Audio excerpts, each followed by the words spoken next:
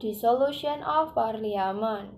The dissolution of a legislative assembly in the minority, simultaneous resignation of all of its members, in anticipation that a successive legislative assembly will reconvene later with possibly different members.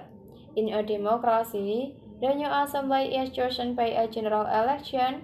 Dissolution is distinct of the one hand from abolition of the assembly, and on the other hand from its adjustment or prorogation or the ending of a legislative session, any of which begin a period of inactivity after which it is anticipates that the same member will reassemble.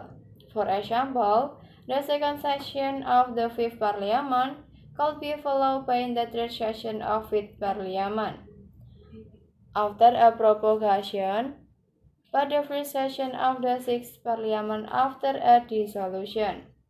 In most continental European countries, dissolution does not have immediate effects. A dissolution merely triggers a snap election, but the old assembly itself continues its existing term and its members remain in office until the new assembly convenes for the first time in the system.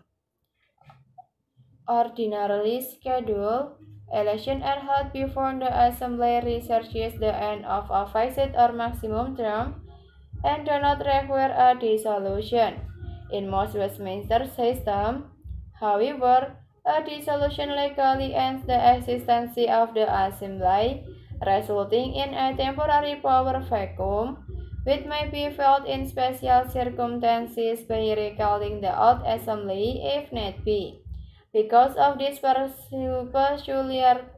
peculiarity, Westminster system also have automatically triggered dissolution when the assembly reaches the end of a fixed or maximum term. Since in the eyes of dissolution itself is synonymous with the end of the assembly term, an election cannot be held in anticipation of a dissolution.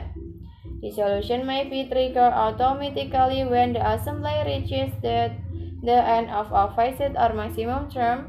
Early dissolution may be possible in parliamentary and semi-presidential system. To resolve a conflict between the executive and the legislature, either a snap election called by an executive seeking to increase its legislative support, or an election triggered by parliament withholding confidence and supply from the government. Some presidential systems also allow early dissolution, usually by the legislature voting to dissolve itself, or as in Cyprus, but sometimes are by executive action in more authoritarian presidential system. In a bicameral legislature, dissolution may apply jointly or separately to the lower house and upper house, or may apply only in the lower house, with the upper house never fully dissolved in a bicameral Westminster system. The expression dissolution of parliament typically refers to the dissolution of the lower house, just as member of parliament means member of the lower house.